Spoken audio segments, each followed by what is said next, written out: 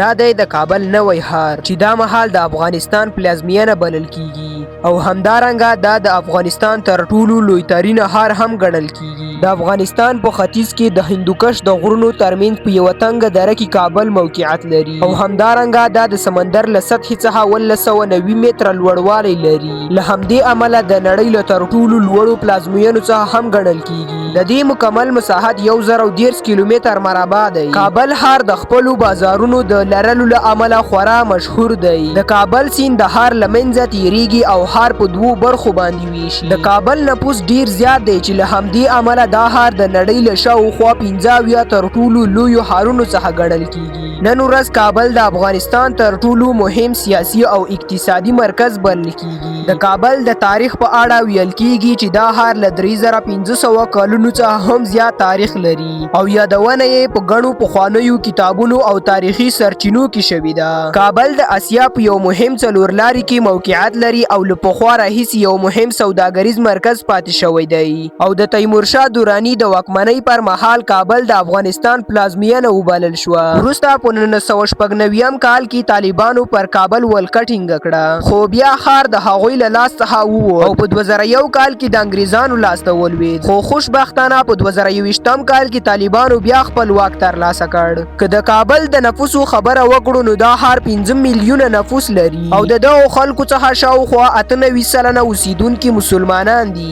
یعنی د اسلام مقدس دین پیروان دي او پاتې 2 سلنه یې سیکان، هندوان او عیسویان دي. د کابل د اقتصاد په اړه ویلی شو چې دلته د میوو، قالینو، څرمنو، فرنیچرو، کورنیو جامو او نورو توکو تولید کیږي. په تیره لسیزه کې د ښاري پراختیا لپاره شاوخوا 1 میلیارډ امریکایي ډالره پانګونه شوې ده. په 2015 میلادي کال کې د کابل لومړنی سوداګریز مرکز یعنی کابل سیټي سنټر پرانیستل شو. همدارنګه د کابل نور محلي بازارونه د کابل له مهمو بازارونو څخه شمیرل کیږي او د ترانسپورت له لارې له یو بل سره نږدې وصل شوي دي. د لوړې ارتفاع او غرنیو سیمو له امله په کابل کې د اورګاډي خدمت نشته خو د کابل نړیوال هوایي ډګر د ښار له مرکز څخه شاوخوا 2 کیلومتره واټن لري او د نړۍ له مهمو ښارونو سره کابل نښلوي. د کابل له سیمهیزو خوړو له ډلې څخه تر ټولو مشهور خواړه یې کابلي پلاو دی. د دې ترڅنګ په کابل کې نور زیات مخلي خواړه هم موجود دي چې د زیات شهرت لرونکي دي. په کابل کې ګڼ سیاحتي ځایونه هم موجود دي.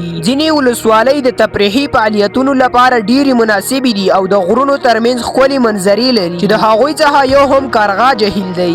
دغې ساحې په کابل کې ډېره ښکلې منظره جوړه کړې ده او همدارنګه د دې ترڅنګ یو ډېر مشهور بل ځای هغه د بابر باغ په نوم یادیږي چې په سیمهیزه توګه د باغ بابر په نوم هم پیژندل کیږي او ویل کیږي چې شاوخوا په 1528 کال کې جوړ شوی دی یعنی شاوخوا 1500 کاله تاریخ لري. او همدارنګه په کابل کې نور ډیر زیات ماډرن شاپینګ مالونه هم جوړ شوي دي. زموږ ویډیو تر دې ځایه واحله ده چې ستاسو به د خوښې وړ ګرځېدلې وي او د نورو اړوندو معلوماتو لپاره له موږ سره پاتې شئ. تر بیا ښې چارې د لوی الله په امان.